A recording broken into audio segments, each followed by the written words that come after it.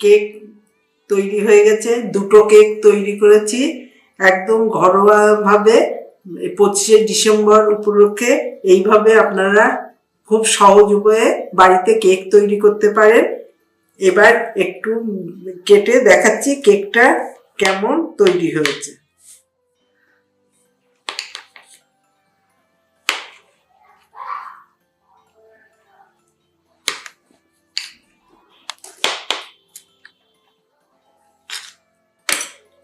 এই যে কেকটা এরকম হয়েছে, খুব সুন্দর হয়েছে, একদম হালকা। যদি আপনাদের এই কেকটা রেসিপিটা পছন্দ হয় তাহলে আমাকে লাইক করুন, শেয়ার করুন, সাবস্ক্রাইব করুন।